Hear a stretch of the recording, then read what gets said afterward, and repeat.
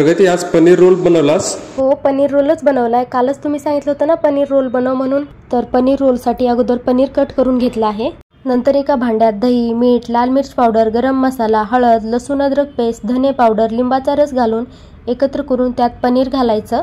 तर हा दही मसाला पनीरला लावून 10 ते 15 मिनिट तसाच ठेवायचा। दुसरीकडे लच्छा पराठा बनवण्यासाठी 2 कप मैद्यात मीठ, 2 चमचे तूप घालून सेलसर मळून घ्यायचा। चला तर रोलसाठी पनीर भाजी बनवून घेऊ। थोड्याशा तेलात पनीर घालायचे, नंतर त्यात शिमला मिर्च, टोमॅटो, कांदा, मीठ घालून परतून घ्यायचं। जास्त भाज्या शिजू द्यायच्या नाहीत। चला तर आता लच्छा पराठा बनवून घेऊ। कणकीचा छोटासा गोळा लाटून घेऊन त्यावरती सर्वत्र तूप, हलकासा मैदा घालून अशा पद्धतीने दुमडून घ्यायचा। असं 1 बाय 1 फोल्ड करायचं आणि अशा पद्धतीने त्याला हाताने लांब करून घ्यायचं व पराठा लाटण्यासाठी गोलाकार करून घ्यायचा। तर आपला पराठा लाटून झाला आहे। चला तर भाजून घेऊ। पराठा भाजल्यावर यावरती पनीर, टोमॅटो सॉस, मेयोनीज घालण्या अगोदर चॅनलला सबस्क्राईब करा आणि हा पनीर रोल नक्की ट्राय करा।